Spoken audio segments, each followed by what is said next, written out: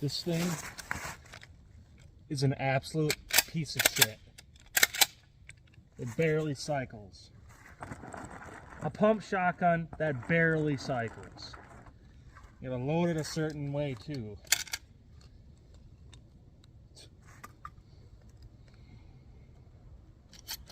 Two in the tube. I can barely get through 3.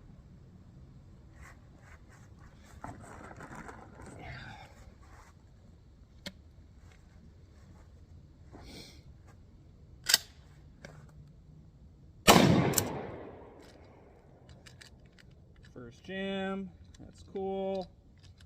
Failure to extract.